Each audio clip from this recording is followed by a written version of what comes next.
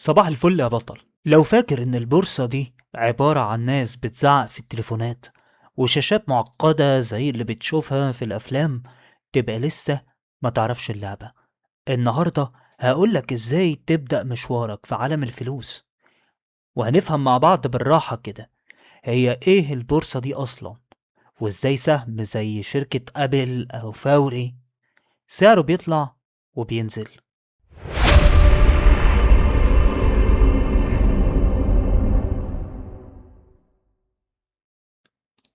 يعني ايه بورصة؟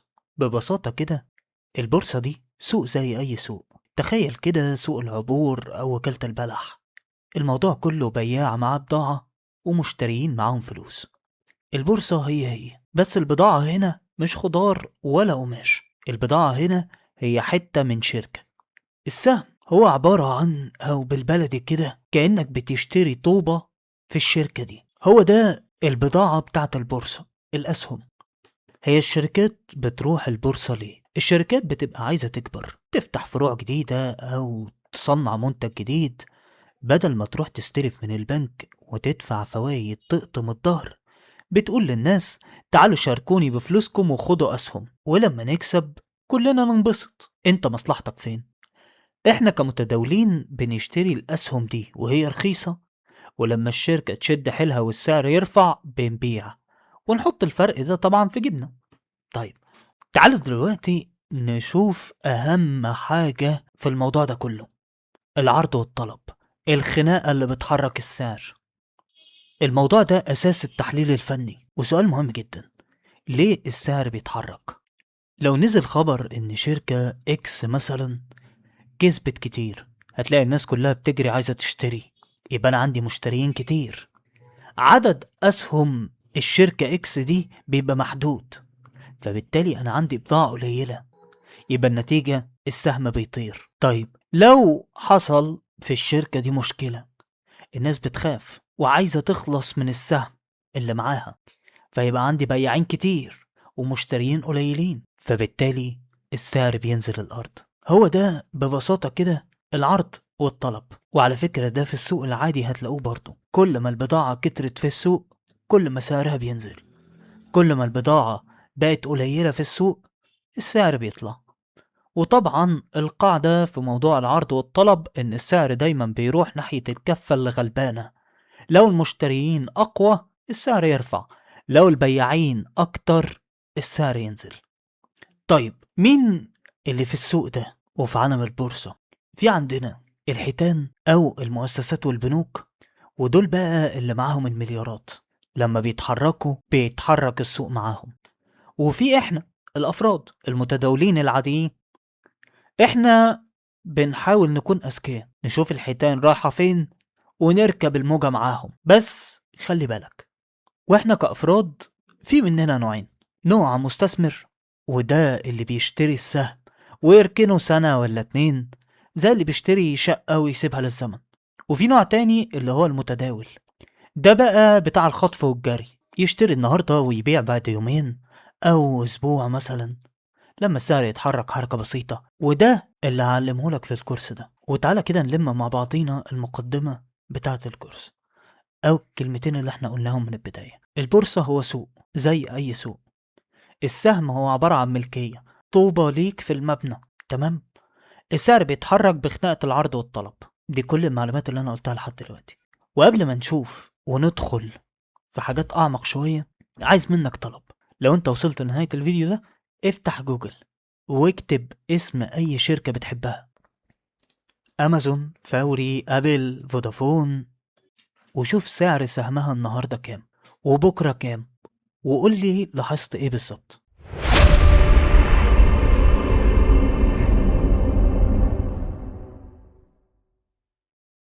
في الجزء اللي فات عرفنا إن البورصة سوق وخناقة بين البياع والمشتري. في الجزء ده السؤال المهم: إزاي أدخل معاهم أنا بقى الخناقة دي؟ أشتري إنهي سهم وأعرف منين إنه هيغلى؟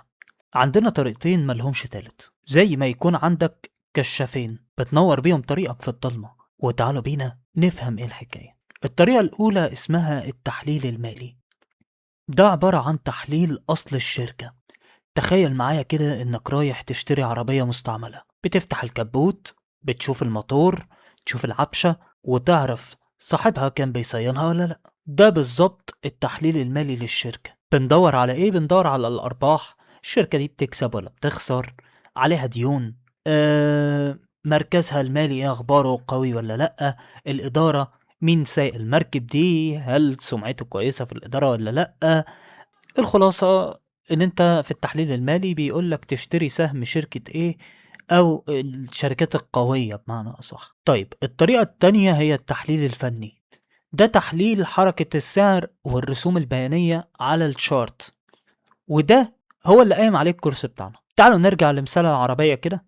انت خلاص عرفت ان الموتور تمام عن طريق التحليل المالي، بس هل ده وقت مناسب تشتري، ولا السعر دلوقتي غالي جدا وممكن ينزل كمان شوية؟ هنا بقى بيجي دور التحليل الفني. وعشان ابقى وضحت لك الدنيا بصورة اكبر، التحليل المالي بيقولك اذا كانت الشركة هتفلس قريب، داخلة على ازمة مالية كبيرة، ولا الشركة حالها مستقر والامور تمام والاستثمار فيها مش خطر. اما التحليل الفني بيقولك امتى بالظبط تدخل تشتري السهم ده وامتى تبيعه. التحليل الفني بيحاول يعرف السهم كان فين، ويحاول يتوقع منه السهم رايح فين، وده عن طريق ان هو يدرس هل السهم بيعمل اشكال معينة بتتكرر، وده عشان يوصلك للنتيجة النهائية تشتري امتى وتبيع امتى. طيب وتعالوا بقى بعد ما عرفنا انواع التحليل نشمر ونشوف الادوات. زي ما النجار معاه شاكوش، انت كمتداول سلاحك هو الشارت، واهم موقع في العالم هو تريدنج فيو. ده الموقع اللي بيستخدمه المحترفين، وده اللي هنقضي عليه اغلب وقتنا، بنرسم عليه ونشوف الاسعار لحظة بلحظة. هتفتح حساب عليه، والحساب مجاني على فكرة، وجرب تتفرج على شكل الشموع اللي هنشرحها بالتفاصيل الحلقات الجاية. ودلوقتي عايز اديك مثال سريع نفهم منه التحليل الفني والتحليل المالي. تخيل انك بتفكر تشتري سهم في الشركة من الشركات دي، ابل او فوري. قعدت تدرس الارقام ولقيت الارباح، الشركة السنة دي باعت اجهزة او خدمات اكتر مثلا من السنة اللي فاتت ب20%. الديون، الشركة ما عندهاش ديون كبيرة للبنك وعندها سيولة كاش بالمليارات. وفي خبر الشركة أعلنت إنها تدخل مجال الذكاء الصناعي بقوة السنة الجاية. هنا بيكون قرار التحليل المالي الشركة دي وحش، مركزها قوي جدا، سهمها يستاهل إنك تشتريه وتخليه معاك لأن مستقبله مضمون 100%. طيب يجي دور بقى إيه؟ التحليل الفني. بعد ما عرفت إن الشركة ممتازة، هتفتح الشارت، الرسم البياني. السعر دلوقتي عند أعلى نقطة وصلها في تاريخه. المؤشرات بتقول إن السعر متشبع شرائيا، ال RSI بتاعه عالي جدا، يعني الناس اشترت بزيادة، وممكن يحصل جني أرباح والسعر ينزل يريح شوية. طبعا انت مش فاهم دلوقتي يعني ايه ال RSI والتشبع الشرائي وجني الأرباح. المصطلحات دي هفهمها لك قدام شوية. بس السعر في الحالة دي خبط في منطقة مقاومة ومش عارف يعديها. هنا قرار التحليل الفني استنى ما تشتريش دلوقت، رغم ان الشركة ممتازة بس السعر غالي فنيا. فهتستنى لما ينزل شوية كده ويلمس منطقة دعم او يصحح شوية، وهنا انت بتشتري بسعر احسن. فهنا التحليل الفني عرفك تشتري امتى. طيب السؤال المنطقي، ايه اللي هيحصل لو انت اتجاهلت واحد فيهم؟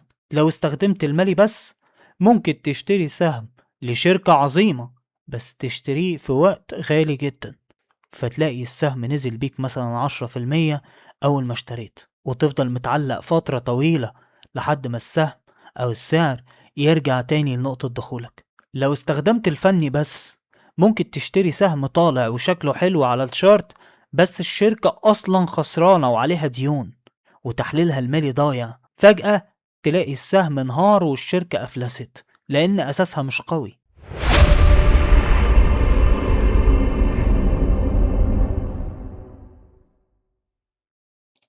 بص يا بطل، الجزء اللي فات اتكلمنا عن التحليل المالي والفني، بس السؤال اللي بيحير الكل، أجيب الأرقام دي منين وأنا قدامي شارتس ورسومات بس؟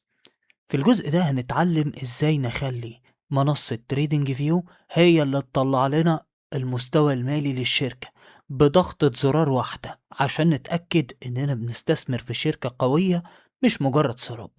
يلا بينا. هندخل على تريدنج فيو. لما تفتح هتلاقي مؤشر البحث، هتكتب شركة، مثلا أنا هكتب أبل، هيظهر لك المنظر اللي قدامك على الشاشة دلوقتي. هندوس فاينانشال، هتلاقي هنا في محرك بحث، هدوس عليه. هعمل بحث عن 3 حاجات، 3 فلاتر دول هيوضحوا لي الدنيا من، يعني بص، هيجيبوا لك خلاصة الخلاصة، هيقولوا لك الشركة دي بطل ولا تعبانة. أول حاجة النت انكم أو صافي الدخل، لو لقيت المنحنى طالع لفوق سنين ورا بعض يبقى الشركة دي ما كانت فلوس، بتحقق أرباح حقيقية. المؤشر التاني والمهم جدا معانا هو الديبت تو ايكويتي، الديون بالنسبة للملكية، الشركة معاها قد ايه تغطي ديونها.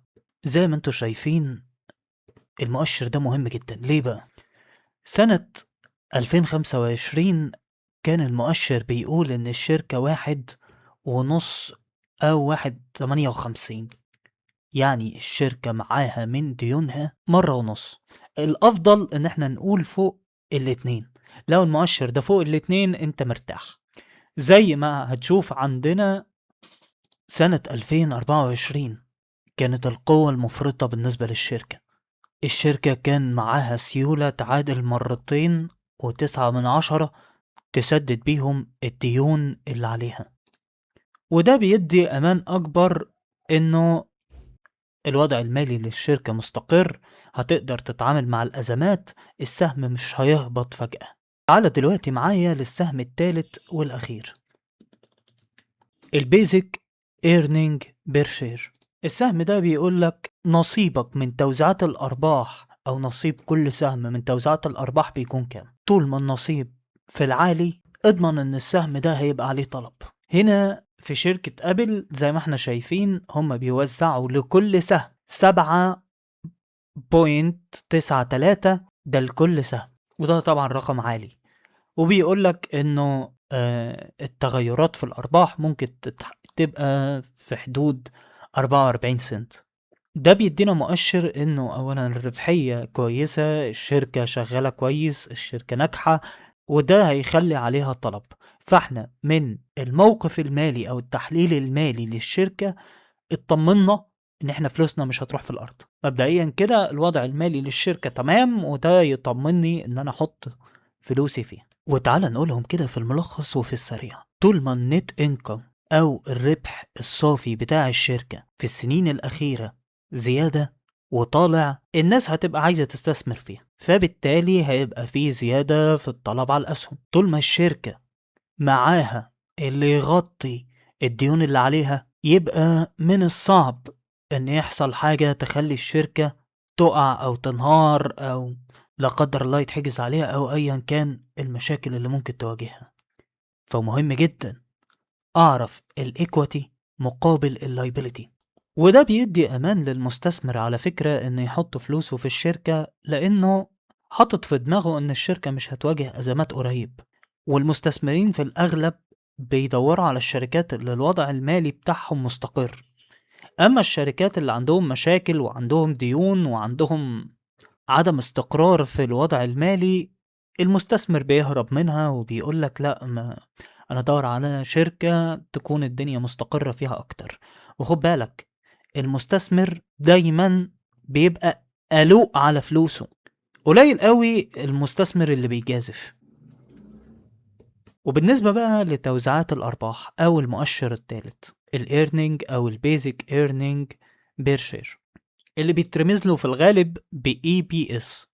المؤشر ده من المؤشرات المهمة جدا، لأنه في ناس بالنسبة للمستثمرين غير المضاربين، عقلية المستثمر بتدور على أنا هحط في الشركة كام وهاخد توزيع أرباح كام والسهم بتاعي هيطلع بنسبة كام.